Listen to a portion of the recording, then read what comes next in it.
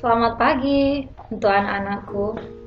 Ingat, sebelum mulai pembelajaran, mari kita berdoa dulu ya nak ya. Doa dimulai. Doa selesai. Di pembelajaran kali ini kita sudah masuk di tema 1, subtema 2. Kali ini pembelajaran kedua. Ya nak, untuk hari ini muatannya IPS dan PPKN. Kita masuk di muatan IPS dulu ya nak.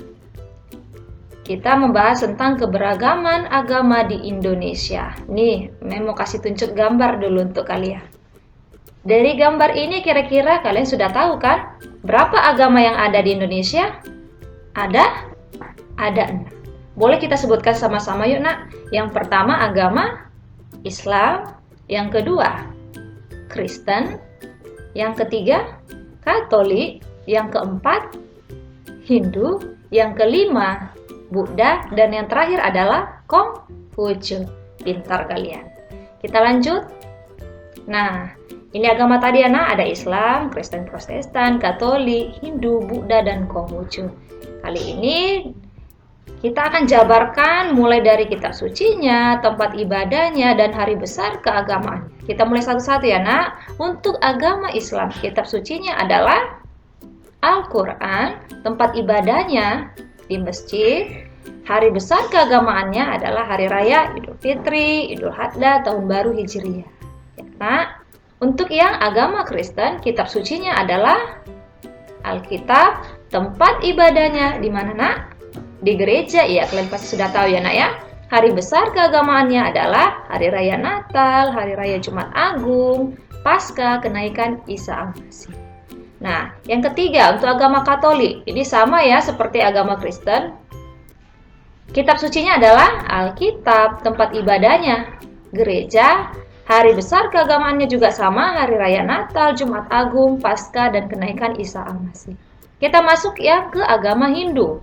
Agama Hindu kitab sucinya adalah Weda, tempat ibadahnya Pura, dan hari besar keagamaan umat Hindu adalah hari Nyepi, hari Saraswati, dan hari Pagar Wesi. Ya nak ya.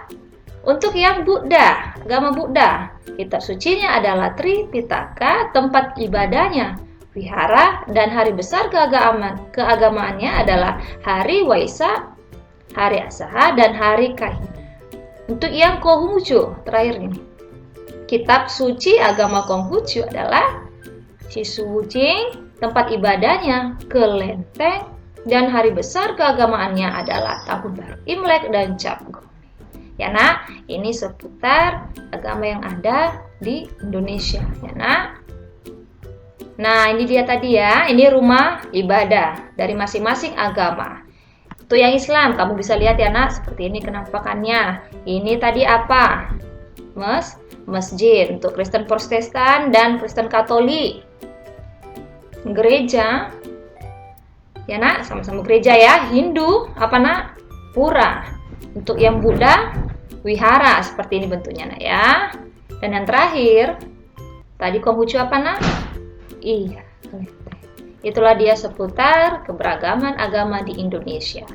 Oke, kita lanjut di muatan PPKN. Di muatan PPKN kali ini kita belajar tentang kerjasama dalam keberagaman.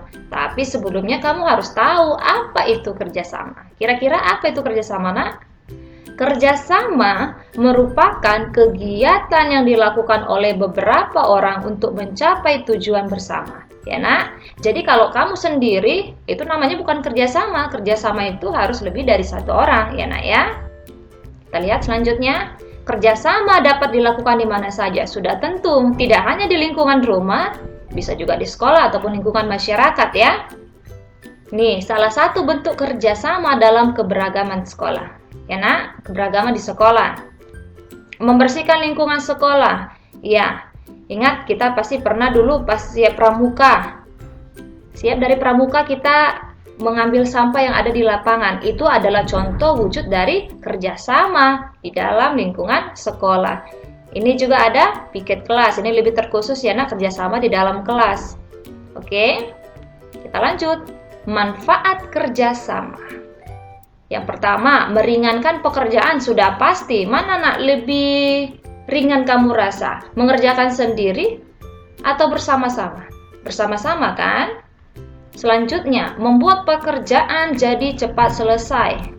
Ya betul.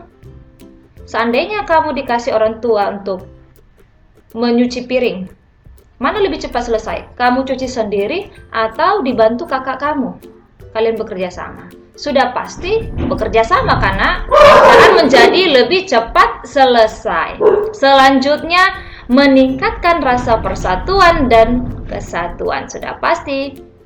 Selanjutnya, memupuk rasa tolong-menolong. Kalau kamu sudah bekerja sama, otomatis kamu sudah mempunyai rasa sikap tolong-menolong. Oke, nak? Nah, jadi begitu banyak manfaat kerjasama. Jujur dari hati kamu, apa manusia bisa hidup sendiri? Tidak bisa, karena kita pasti membutuhkan orang lain. Itulah namanya kita juga harus saling kerjasama. Tapi kerjasama dalam hal yang positif ya nak ya. Kalau kamu bilang kerjasama misalnya membantu melempari mangga tetangga, lah itu bukan kerjasama ya nak ya. Itu hal yang negatif. Atau sama-sama mencontek ujian kawannya kerjasama saat ujian, nah itu bukan wujud kerjasama yang baik ya nak. Kerjasama kamu lakukanlah dengan untuk hal yang positif ya nak ya, seperti membersihkan rumah. Kalau di lingkungan rumah apa kira-kira kerjasamamu nak?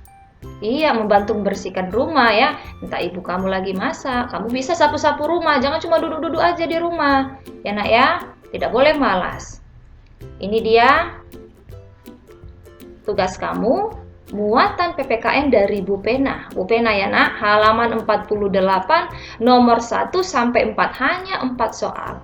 Nah, kalau di Bu Penamu ada di situ pilihan gandanya, ya buatkan saja ya nak pilihan gandanya ya.